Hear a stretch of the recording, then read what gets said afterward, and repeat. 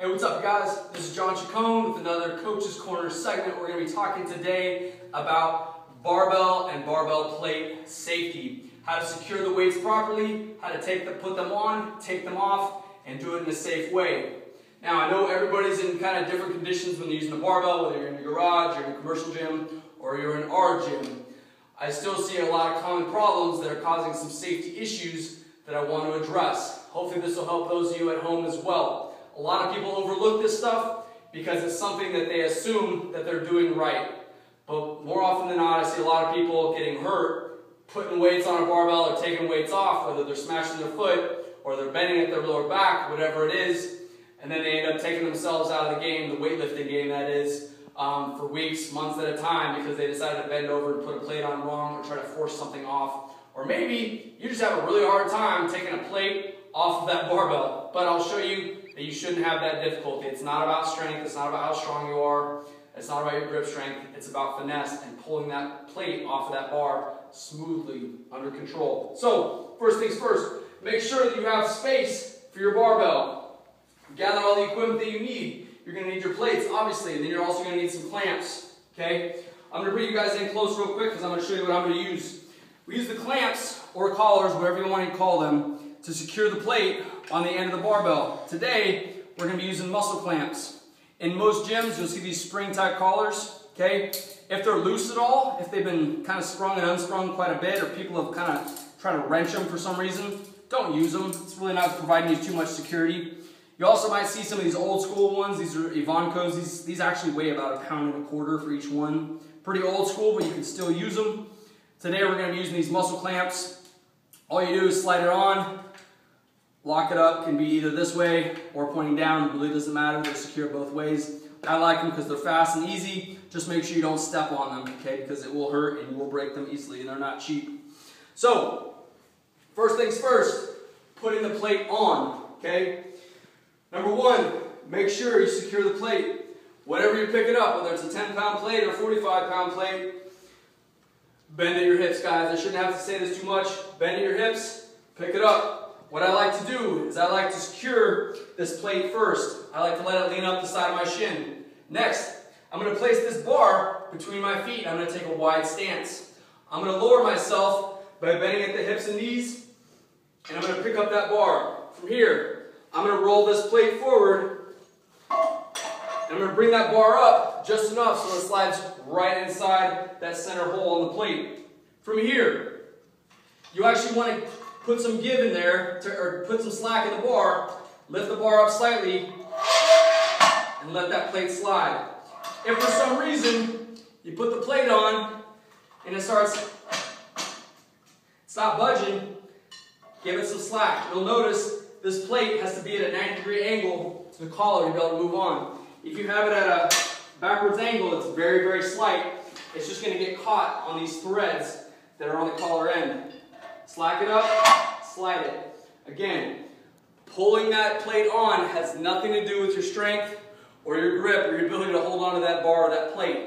If you have a partner, have your partner hold on to the barbell and you slide the plate on yourself.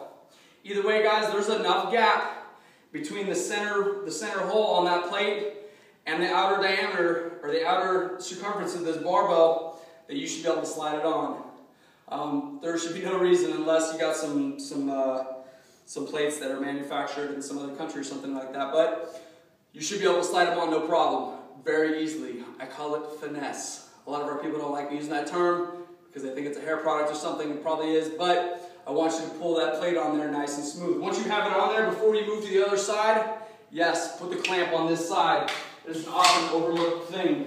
You don't want to deadlift and then have all the plates fall off on one side. Secure it. Also make sure that that plate is pulled up as far as you possibly can and buttered up to the collar. I'm going to do the same thing on the other side. Again, I'm going to straddle my feet over top of the barbell. I'm going to have this plate secured, leaning up against one leg. Then I'm going to pull this barbell up by lowering my hips. I'm going to roll over to the front, center this barbell end inside the inner ring of the inner hole of the plate, and then slide it in. Okay? Actually, I'm going to bring it out. I'm just kind of OCD and weird like that. I like to have all the plates facing the same direction. Again, I'm going to lift up this barbell enough that I can slide this plate on, set it down. Now before I even start thinking about lifting the weight, make sure you secure both sides. Okay? Now you're ready to lift. Maybe this is your warm-up set, maybe it's something else, but now you're secure. Always make sure, double check both sides. Make sure you have, number one, the same amount of plates on both sides. Trust me, I've been there, where you have a little too extra weight on one side versus the other. Never made that mistake again, because it didn't look pretty. Also make sure that you have the clamps on there, and also make sure that those clamps are secure and that they're butted up against the plate. In other words, you don't have the clamp here, and it's just kind of, it's got this huge gap between the clamp and the plate. Again, guys, simple stuff, but I still see it happen all the time. So, now you're ready to take these plates off.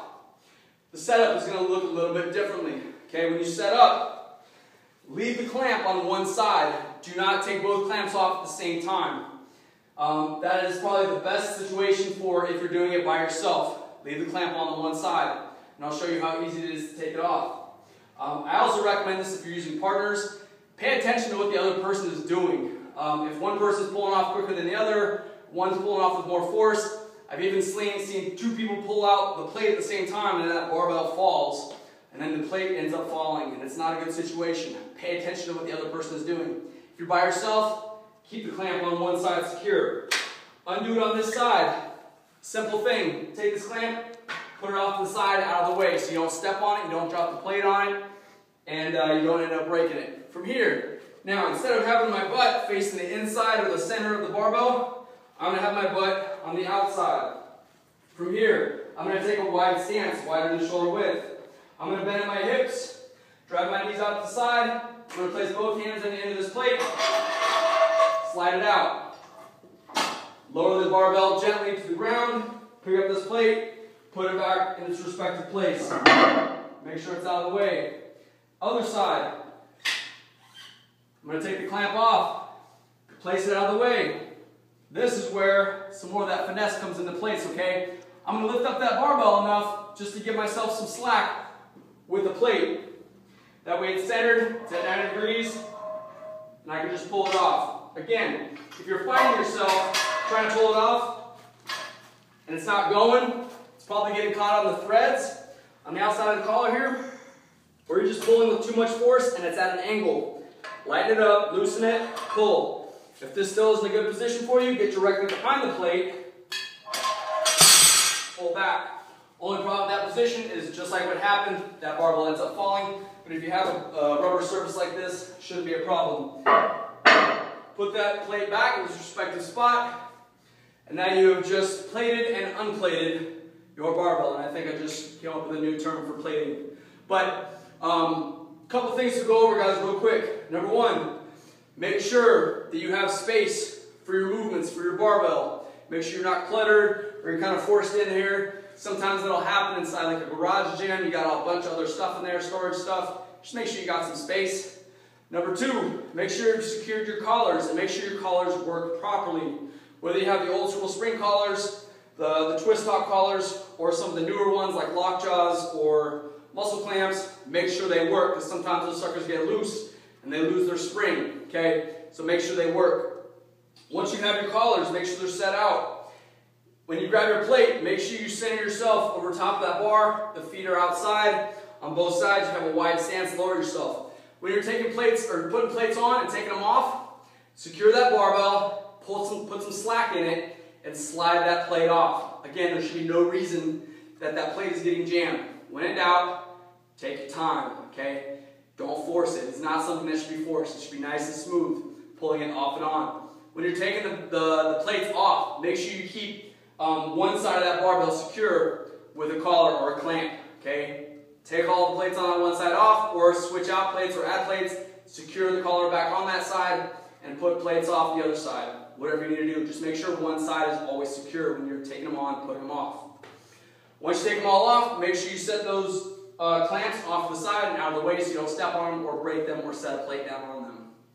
Okay? That's all I got for you guys for plate safety today. Make sure when you're picking these weights up, whether it's the barbell or the plate itself, flat back, lower the hips. Use your hips to secure that position. Take a wide stance. There's no one that's like commenting like how narrow your stance is when you put a plate on. Last thing you want to do is go set a PR in your deadlift that day, and then go put away your weights, and boom, you pull something in your back. It's the last thing I'm sure any of you guys want. So, this has been John Chacon with Awesome Performance Fitness with your bar and plate safety video in our Coach's Corner. Hope this helped you guys out, and it keeps you guys safe and keep lifting. John Chacon, Awesome Performance Fitness, stronger every day. Peace.